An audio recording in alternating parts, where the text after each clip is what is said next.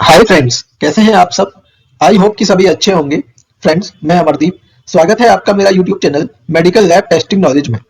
Friends, आज मैं इस वीडियो के अंदर जो डिस्कस करने वाला हूं कि प्रेगनेंसी के दौरान यूरिन कल्चर टेस्ट क्यों किया जाता है या डॉक्टर क्यों प्रिस्क्राइब करते हैं प्रेगनेंसी के टाइम पर यूरिन कल्चर टेस्ट। क्या बेनिफिट्स होता है यूरिन कल्चर टेस्ट कराने का प्रेगनेंसी के टाइम में। फ्रेंड्स, इसका सैंपल कैसे देना चाहिए हमें, मैं ये भी डिस्कस करूंगा इसके अंदर। और इसकी जो रिपोर्ट आती है वो कितने दिन में आती है और वो रिपोर्ट कैसे पढ़ सकते हैं। नॉर्मल रिपोर्ट क्या होती है, एबनॉर्मल रिपोर्ट क्या होती है, इसका प्राइस कितना होता है। तो फ्रेंड्स, वीडियो को आखिर तक देखिएगा। अगर आपको ये मेरा वीडियो अच्छा लगे तो प्लीज लाइक कीजिएगा। और फ्रेंड्स, जिन्होंने मेरा चैनल सब्सक्राइब नहीं किया हुआ है तो प्लीज मेरे चैनल को सब्सक्राइब कीजिएगा। तो स्टार्ट करते हैं फ्रेंड्स आज का अपना वीडियो कि प्रेगनेंसी के टाइम पर यूरिन कल्चर टेस्ट क्यों कराया जाता है।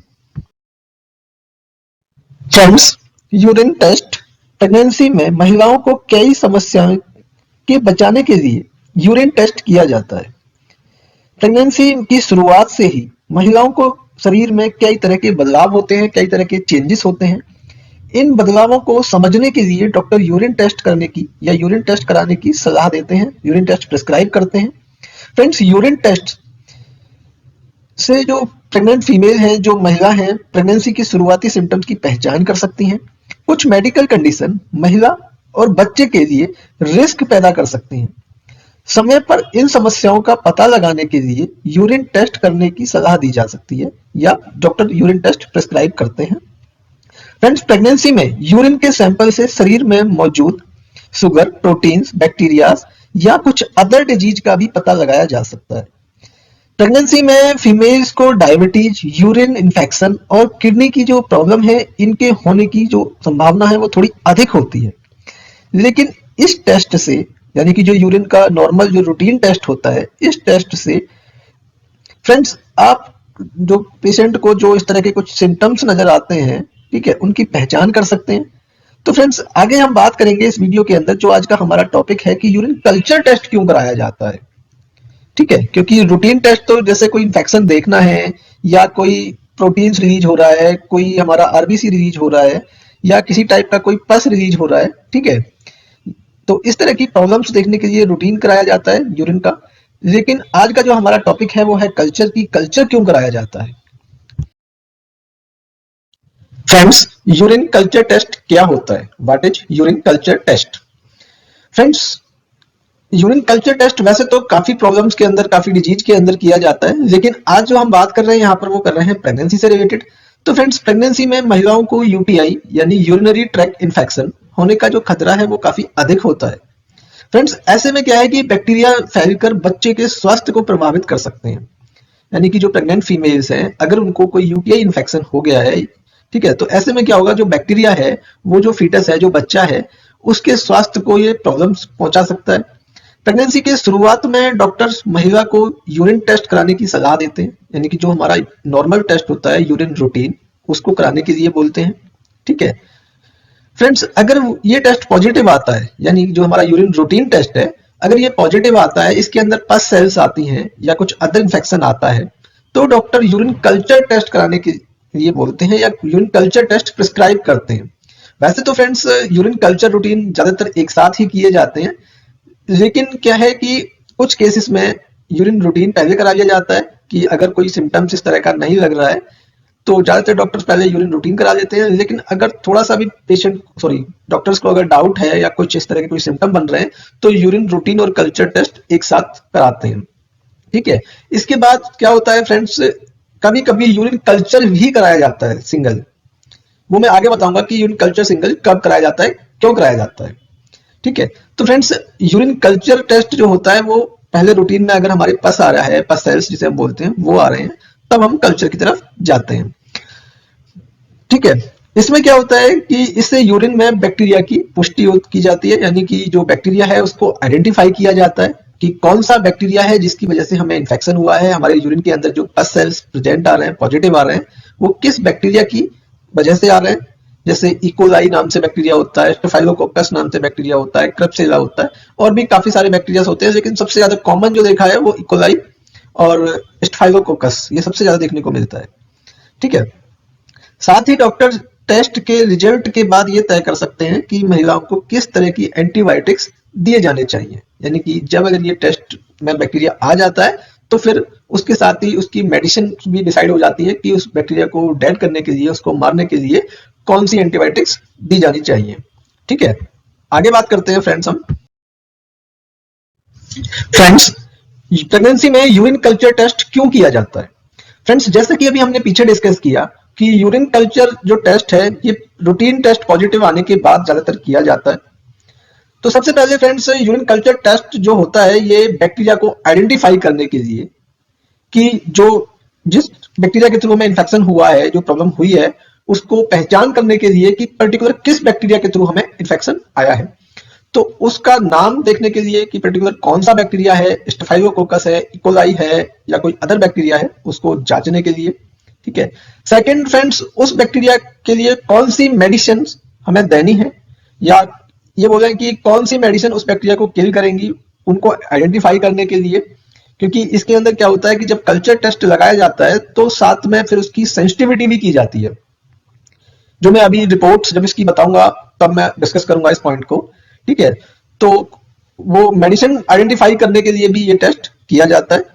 ठीक है फ्रेंड्स, यूरिनरी ट्रैक इन्फेक्शन का जो कारण बनने वाले बैक्टीरिया की पहचान करने के लिए, इसके रिजल्ट के आधार पर डॉक्टर यूटीआई का जो इलाज है, जो ट्रीटमेंट है, उसकी साइड जाते हैं कि भाई क्या मेडिसिन देनी है, क्या हमें मेडिसिन नहीं देनी है, कौन सी मेडिसिन इस बैक्टीरिया को किल करेगी, कौन सी मेडिसिन इस बैक्टीरिया को किल नहीं करेगी। ठीक है, साथ ही फ्रेंड्स यूटीआई कितना फैला है, ठीक है, इस बात का भी पता लगाया जा सकता है। और फ्रेंड्स, प्रेगनेंसी में महिलाओं को यूरिन कल्चर टेस्ट में 2 बार सैंपल देने के लिए बोला जाता है। थोड़ा सा यहाँ पर कुछ लोग कंफ्यूज होंगे कि 2 बार सैंपल क्यों देने के लिए बोला जाता है। तो 2 बार इसलिए कि पहले अगर हमारा टेस्ट पॉजिटिव है और हमारा बैक्टीरिया भी आइडेंटिफाई हो गया, उसके बाद हमारा ट्रीटमेंट चला, ठीक है, हमारा जो कोर्स था 5 डेज 7 डेज जो भी डॉक्टर ने डिसाइड किया कि अब वो ठीक हुआ है या नहीं हुआ है, उसको रिकन्फर्म करने के लिए दोबारा से फिर हमें यूरिन कल्चर टेस्ट कराना होता है। तो इसलिए मैंने बोला कि ये टेस्ट हमें 2 बार कराना होता है।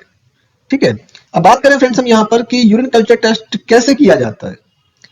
फ्रेंड्स, प्रेगनेंसी में या प्रेग्नेंट फीमेल से यूरिन का सैंपल लिया जाता है, और सैंपल भी फ्रेंड्स इसके अंदर क्या है कि मॉर्निंग का फर्स्ट यूरिन जो ज्यादा अच्छा होता है वो मॉर्निंग का फर्स्ट यूरिन देना होता है, और वो भी friends mid stream. Mid stream का मतलब कि थोड़ा यूरिन पास करने के बाद जो हमें कलेक्ट करना होता है, बीच वाला यूरिन, वो हमें देना होता है। और मॉर्निंग का फर्स्ट यूरिन इसलिए ज्यादा बेस्ट होता है क्योंकि जब नाइट में हम सो जाते हैं तो हमारा यूरिन कुछ टाइम के लिए स्टोर हो जाता है, रुक जाता है, तो क्या है कि बैक्टीरिया आने का जो चांस है वो थोड़ा ज्यादा हो जाता है। ठीक है फ्रेंड्स, यूरिन सैंपल को केमिकल के साथ मिक्स किया जाता है। यहां भी थोड़ा कुछ लोग कंफ्यूज होंगे क्योंकि केमिकल का मैंने इसलिए यहाँ पर नाम दिया। क्या होता है कि कुछ लैब्स के अंदर क्या है, नॉर्मली कंटेनर के अंदर जो स्टरलाइज कंटेनर होता है हमारा, उसमें सैंपल लिया जाता है। लेकिन इसका उससे भी बेस्ट तरीका होता है कि यूरिन कल्चर का सैंपल लेने के बाद कुछ लैब्स, जो बड़ी लैब्स होती हैं, वो अच्छी ब्रांड के कंटेनर यूज करती हैं, उसमें साथ में एक ट्यूब भी होती है। जैसे कि अगर कुछ लोगों ने देखा भी होगा कि जो एक सील पैक कंटेनर आता है उसके साथ में ट्यूब्स भी आती है, या कई बार 2 ट्यूब्स लैब के अंदर प्रेजेंट होती है। तो वो क्या करते हैं, उसको तुरंत उस यूरिन को उसके अंदर ट्रांसफर कर देते हैं। उसके अंदर बोरिक एसिड मिक्स होता है।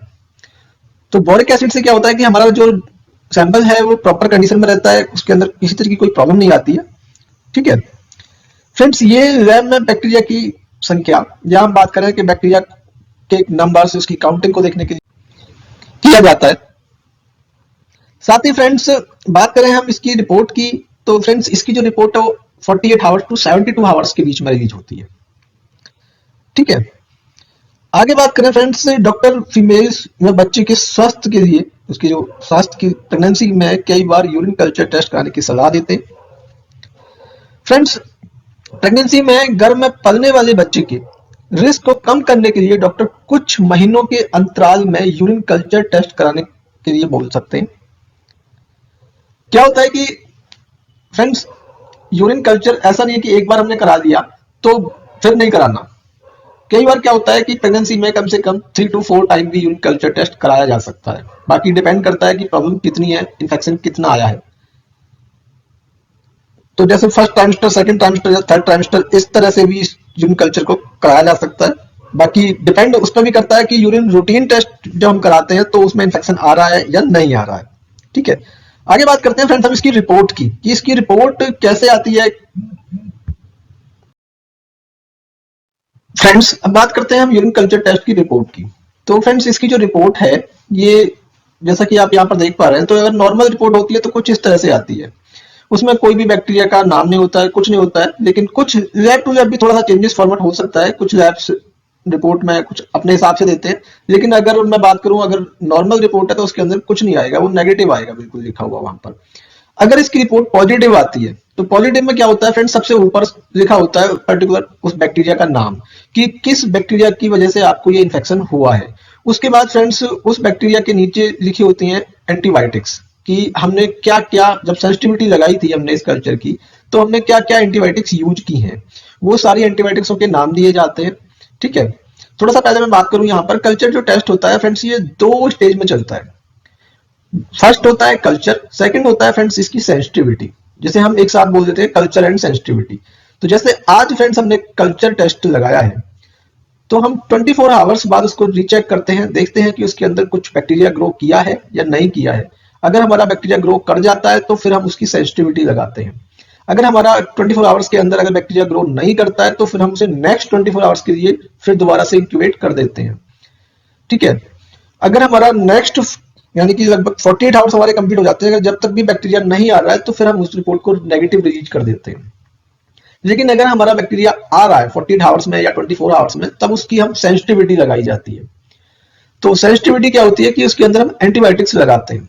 जो हमारी प्लेट होती है, प्लेट के ऊपर ही, या फिर कई बार क्या है जो ऑटोमेटिक मेथड है वहां पर एंटीबायोटिक डायरेक्ट लगाई जाती है। तो उसमें यह देखना होता है कि हमें कौन सी एंटीबायोटिक्स हमें या हमारे इस बैक्टीरिया को किल करेंगी, और कौन सी एंटीबायोटिक्स इस पर किल नहीं करेंगी या वर्क नहीं करेंगी। तो ये फॉर्मेट टू फॉर्मेट चेंज हो सकता है। तो मैं यहाँ पर थोड़ा सा बात करूं तो इसमें क्या होता है, सेंसिटिव और रेसिस्टेंस के नाम से दिए जाते हैं।